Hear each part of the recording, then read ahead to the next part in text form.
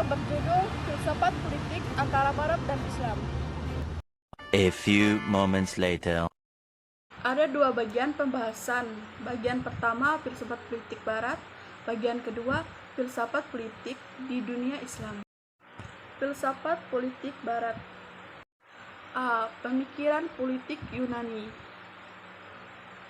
Pemikiran politik Yunani kuno sangat mempengaruhi perkembangan politik di Barat.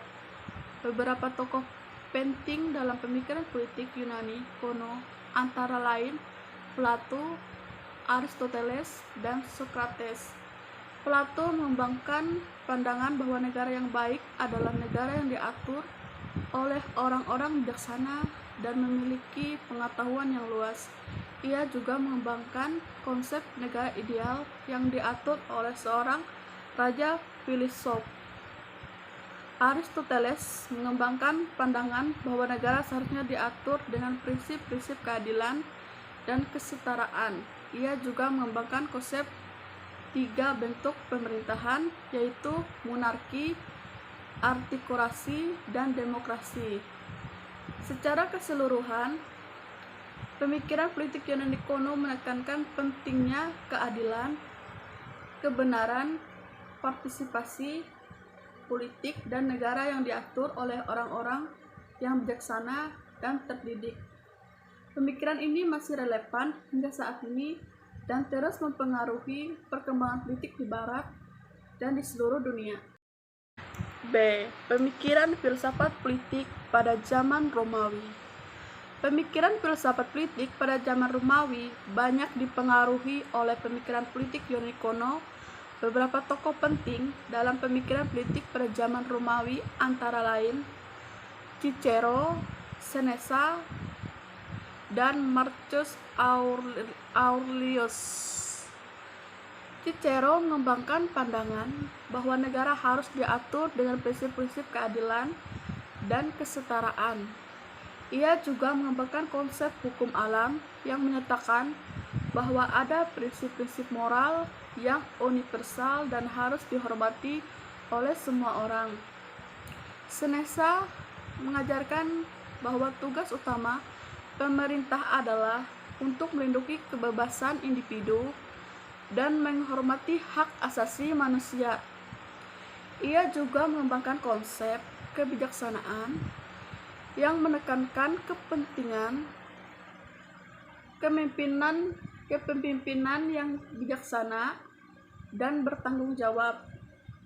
Secara keseluruhan, pemikiran filsafat politik pada zaman Romawi menekankan pentingnya keadilan, kesetaraan, kebebasan, dan kepemimpinan yang bijaksana dan bertanggung jawab. Pemikiran ini masih relevan hingga saat ini dan terus mempengaruhi perkembangan politik di Barat dan di seluruh dunia. C. Kristen dan teori politik pada abad pertengahan. Pada abad pertengahan, pemikiran politik dipengaruhi oleh agama Kristen dan filsafat Yunani kuno. Beberapa tokoh penting dalam pemikiran politik pada abad pertengahan antara lain Santo Agustinus, Santo Thomas Aquinas, dan Marcellus dari Padua. Santo Agustinus mengembangkan pandangan bahwa negara harus diatur dengan prinsip-prinsip keadilan dan kasih sayang. Ia juga mengembangkan konsep bahwa negara harus menghormati kebebasan individu dan menghargai hak asasi manusia. Santo Thomas Aquinas mengembangkan pandangan bahwa negara harus diatur dengan prinsip-prinsip keadilan dan kesetaraan. Ia juga mengembangkan konsep bahwa hukum alam adalah hukum yang lebih tinggi dari hukum positif dan bahwa hukum harus menghormati hak asasi manusia. Secara keseluruhan, pemikiran politik pada abad pertengahan menekankan pentingnya keadilan, kesetaraan, kebebasan, kasih sayang, dan kepemimpinan yang bijaksana dan bertanggung jawab. Pemikiran ini masih relevan hingga saat ini dan terus mempengaruhi perkembangan politik di Barat dan di seluruh dunia. D. Pemikiran politik pada zaman Renaissance. Pemikiran politik pada zaman Renaissance banyak dipengaruhi oleh pemikiran politik Yunani kuno, dan pemikiran politik pada abad pertengahan. Beberapa tokoh penting dalam pemikiran politik pada zaman Renaissance antara lain Niccolò Machiavelli, Thomas More, dan Jean Bodin. Niccolò Machiavelli mengembangkan pandangan bahwa negara harus diatur dengan prinsip-prinsip kekuasaan dan kebijaksanaan politik, bahkan jika itu berarti melanggar prinsip-prinsip moral. Ia juga mengembangkan konsep negara sebagai entitas yang berdaulat dan independen. Thomas More mengembangkan pandangan bahwa negara harus diatur dengan prinsip-prinsip keadilan dan kesetaraan. Ia juga mengembangkan konsep negara ideal, yaitu negara utopia yang diatur dengan prinsip-prinsip moral dan keadilan.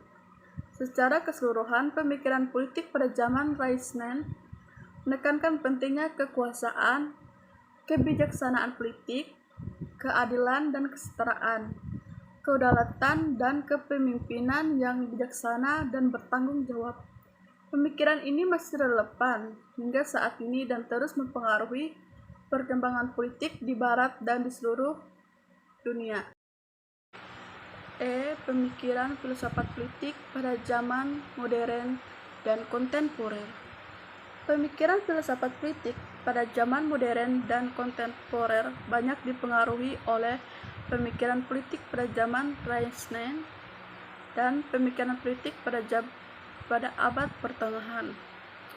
Beberapa tokoh penting dalam pemikiran politik pada zaman modern dan kontemporer antara lain John Locke, Jean-Jacques Rousseau, Immanuel Kant, Karl Marx, dan John Rawls. John Locke mengembangkan pandangan bahwa negara harus diatur dengan prinsip-prinsip kebebasan individu dan hak asasi manusia.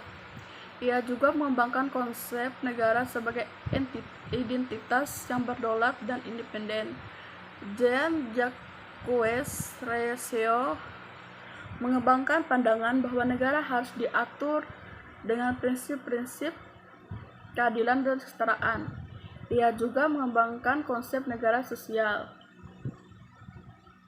yaitu negara yang diatur dengan prinsip-prinsip moral dan keadilan. Secara keseluruhan, pemikiran filsafat politik pada zaman modern dan kontemporer menekankan pentingnya kebebasan individu, hak asasi manusia, keadilan, kesetaraan moral dan kelas, kepemimpinan yang bijaksana dan bertanggung jawab.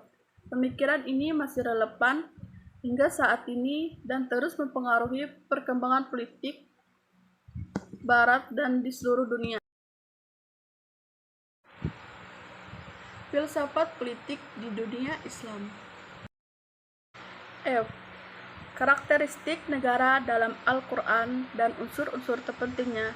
Dalam Al-Quran, negara dianggap sebagai sebuah entitas yang memiliki karakteristik dan unsur-unsur penting yang harus dipenuhi. Beberapa karakteristik negara dalam Al-Quran antara lain: 1. Negara harus diatur dengan prinsip-prinsip keadilan dan kesetaraan. 2. Negara harus menjunjung tinggi hak asasi manusia dan menghormati perbedaan individu. 3. Negara harus melindungi rakyatnya dari segala bentuk kejahatan dan bahaya. 4. Negara harus memperjuangkan kesejahteraan rakyatnya dan memastikan hak-hak sosial dan ekonomi terpenuhi. Unsur-unsur negara dalam Al-Quran antara lain: 1. Kepemimpinan yang bijaksana dan bertanggung jawab. 2. Partisipasi politik dan ketertiban aktif masyarakat dalam mengambil keputusan. 3. Kedaulatan dan independensi negara. G. Gerakan politik dan agama serta bentuk pemerintahan pasca kewafatan Rasulullah. Setelah kewafatan Rasulullah, terjadi perdebatan tentang siapa yang berhak menjadi pemimpin umat Islam. Perdebatan ini memunculkan dua kelompok besar, yaitu kelompok yang mendukung Abu Bakar sebagai khalifah pertama dan kelompok yang mendukung Ali bin Abi Thalib. Setelah periode kekhalifahan pertama, terdapat 3 periode kekhalifan, yaitu kekhalifahan Umayyah, Abbasiyah, dan kekhalifahan Turki Utsmani. Di masa kekhalifahan Umayyah terjadi perluasan wilayah Islam dan pemerintahan diatur dengan sistem kesukuan. Di masa kekhalifahan Abbasiyah terjadi perubahan sistem pemerintah menjadi lebih terpusat dan diatur dengan sistem birokrasi.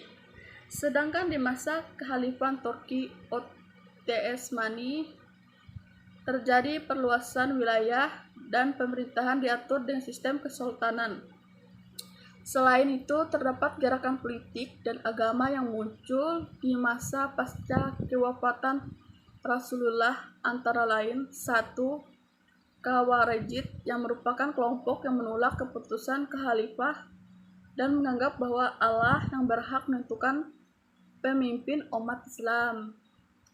2. Syiah, yang merupakan kelompok yang mendukung Ali bin Abi Thalib sebagai khalifah pertama dan meyakini bahwa keturunan Ali yang berhak menjadi pemimpin umat Islam.